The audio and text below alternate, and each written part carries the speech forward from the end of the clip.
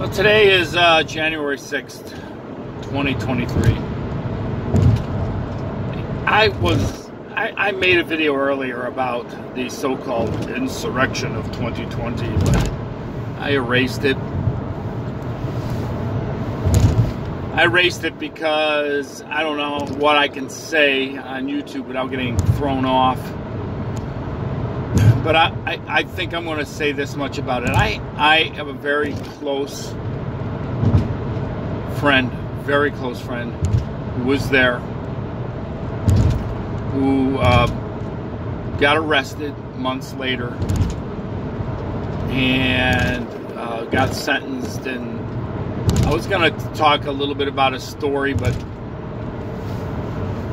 I don't want to bring any kind of heat down on to him, any kind of retribution by the government, because the thing I wanted to say about it was that what you need to understand, it's not what the media says it was.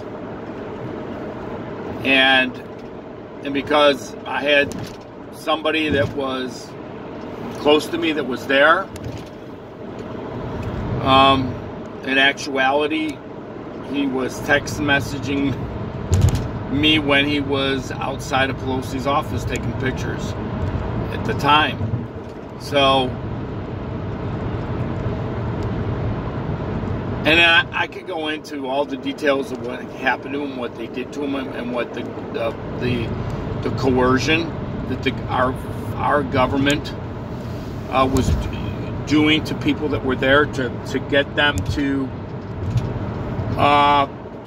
push propaganda onto the American people. So this is what I want to discuss, and I'm going to touch on it a little bit. Forgive me for my voice. I didn't get in last night till 1 o'clock. I worked till 1 o'clock in the morning, and I'm out here at 7 o'clock in the morning. So, and this is, I guess, what I want to touch on is this. When we talk about politics and political systems, we have names for just about all the political systems that human beings govern themselves with, right? And with a broad stroke of a brush, you have totalitarianism, and it can take many forms. And in these different forms, like a monarchy is a form of totalitarianism. We are supposed to have a constitutional republic. Constitutional representative republic, let's put it that way. But what I want to touch on is fascism, just a little bit, and what it really is. See, what fascism does is you have a federal government that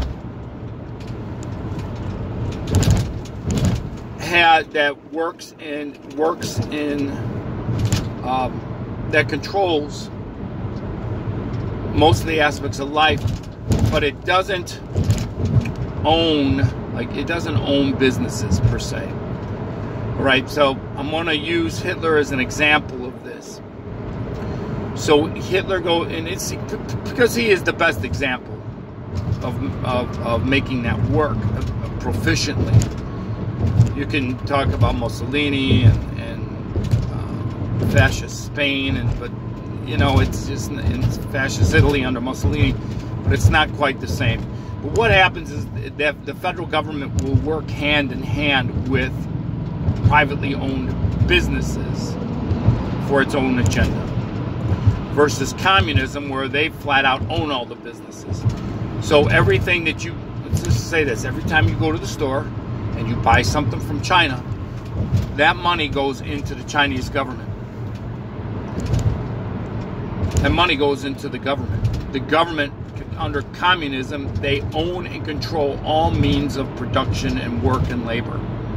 So your boss under communism is ultimately the government. They control all aspects. And with fascism, you have the government that will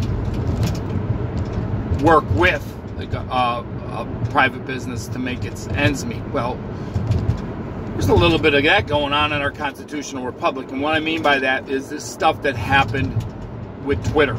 Private company, privately owned, and the FBI has got an ex-FBI agent working there as a liaison for what they're going to censor, what kind of content they're going to censor. And nobody can deny this. I mean, it's out there now. The FBI, the CIA, and the Biden administration, and even specific state and local representatives had a specific hotline to Twitter staff that would control the flow of information. That's what fascists do. That is what Joseph Goebbels did under the Nazi, under the reign of the Nazis, under Hitler. That's what Joseph Goebbels did, and they completely controlled what the press would leak or put out there, and what was on film and what was on radio, because you didn't have TV back in those days. But this is where we are at, and it makes me wonder, what else? You don't think that the FBI and the CIA and the current, at least the current White House administration, doesn't have their hands in all the social media platforms? And don't think for 5 minutes they don't have it on YouTube, because there are certain things I can't talk about or say that'll get my video deleted. So people go to Rumble to find stuff that they can't get on YouTube. How long is that going to go on? I don't know. You have to talk in code. I have one video removed, and it was me talking about two friends of mine, now three, who have, let's say, I'll use the term expired, loosed their mortal coil after they got a particularly mandated medical treatment that was considered safe. 3 people. 2 of them were a married couple that I was very, very close to, and their expiration has affected me deeply. Still bothers me when I think about it. And the other person was a friend of mine, a very close friend of mine, brother. He's 63 years old. And he knew something was coming. But, I'm not going to go into that. But what my point is our government has adopted aspects of fascism. And it has for a long time. And it began after World War II. It began after World War II. And the reason I think this is because I believe our government, the United States, the government of the United States, saw the value of controlling the flow of information. And they secretly marveled at the well-oiled machine that Hitler had in place. And they figured, and this is just my thoughts, they figured if they could harness that ability under the radar, that they could do some really nefarious things. Now, I'll say this too, that a lot of people don't realize it. Right after the war, because of everything, there was legislation put in place that you couldn't use propaganda on American people. And that was reversed under Barack Obama. One of the many things that he did that was despicable. The people who think he was a fantastic president are really not anybody that thinks. They're not anybody that investigates. They're not anybody that looks into the policies and things that they put in place. And under the Obama administration, they did away with that law, that the government can use propaganda against its own people, the United States government. I forgot what this was called, the NDAA, I believe. And my one buddy knows all the details of this little thing that they put in place. I mean, they basically can take everything that you have and force you into slave labor under an emergency situation.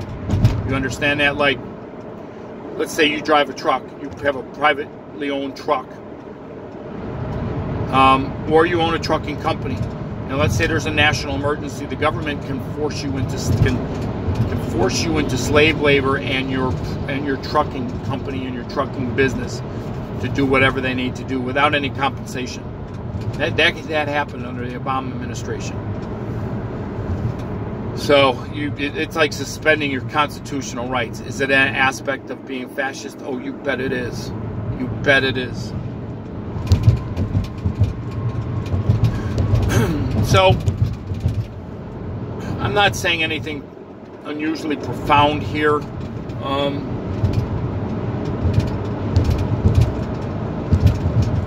And I don't want to be all over the map with a rant or anything. I want to try to stay on point. But what I wanted to really talk about, I don't feel I can talk about today. But let's look at, and I'll try to close this out real quick, something real simple that any sane, rational thinking person understands. A so-called resurrection at our national capital was portrayed by our media as an attempt to overthrow our government. It was a really piss-poor attempt to overthrow our government. If you look at videos, not just the ones they want you to see, the ones they don't want you to see, where everybody's walking between, taking pictures and walking between red velveted ropes. All I know is if I was going to show up for an insurrection, I'd be armed to the teeth.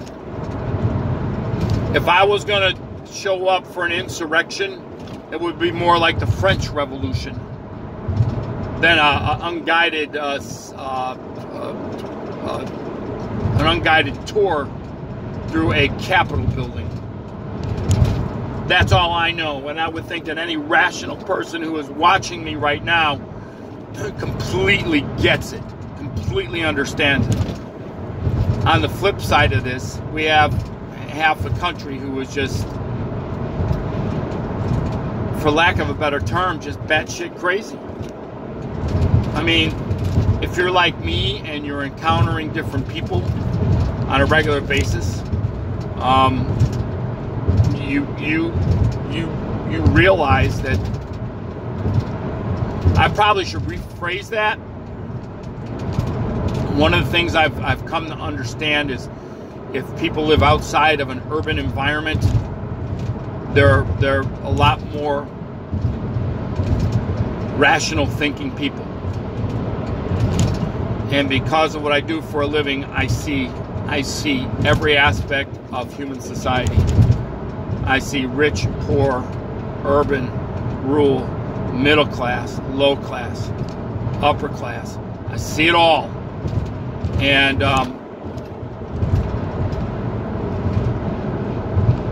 there's good people across the board in all these aspects. I'll tell you that much. But I want to tell you, the worst lot of all of them are rich liberals. Rich, honest to God. It's the ones that put the signs out on the front yard and in their window that said Black Lives Matter, or we believe in this, or we believe in that, or they got a rainbow flag flying. They're the worst. They are absolutely the worst people to try to have a conversation with, because they are so mind-altered that they cannot see another perspective outside of what they've been indoctrinated with. So I'm going to leave you with this real simple thing. You don't believe anything that the media says, and you don't believe anything the government says. And if you want to start putting reality back together for yourself, is for lack of a better word, you have to go to independent content creators on YouTube. And I'm not even calling myself that. I'm not an influencer, and I sure to hell ain't what I would call an independent content creator. I get about 25 views on a video with a subscription of like 400 to 500 people. What is that? You know, it's nothing. I make these things for myself. And I'm sure I've been shadow banned and all the crazy stuff they do on YouTube because of things I have said on various videos. So that's not a big shocker. But I make these for myself. But my whole thing is, it only takes one person to influence, to have a big impact on other people. It only takes one person. So when you look at numbers, like say somebody's got 30,000 views on a video, or 50,000 or 100,000, and have 1 million subscribers, the powers that be tend to go after them. Just pay attention on YouTube and whatever. Look and see who they go after. They go after people that have huge followings. They suspend them, they ban them, they do all this stuff because they know that somebody that's got 1 million subscribers has a lot more influence over people than somebody like 400 or 500. But the point is, I don't look at things like that. I look at things that you as an individual have incredible power over your sphere of influence, right? And you can make a difference if it's just a difference in the life of one person. Just one person. Because you don't know what that, it may not be the person you influence, but there might be somebody that took something from you and has a greater impact in the world at large. So I want to encourage people, I watch this, to be free-thinking people and get your information from multiple sources online. There's all kinds of them, and there's a lot of good people out there. They're just like you and me. People, and you know, in various professions, whatever you're looking for. You know, whether it's somebody that you know that you're looking, that you want to learn something from, who welds versus a nurse, a doctor, somebody that hunts for a living. There's a lot of influential people that have their head on properly, and I think it's really important to as an individual person to check out from the television, check out from mainstream media, mainstream news sources, and go to independent people on YouTube or Rumble and go to multiple sources to pull. You're intelligent. You can figure this stuff out. Particularly if you start to realize that you can't trust. You can't trust what the government and those that are taking marching orders from the government do. So I hope this makes sense. I know it's not the most exciting video, but that was on my heart and mind today. So maybe I'll have something more interesting to talk about in the next one. So till next time.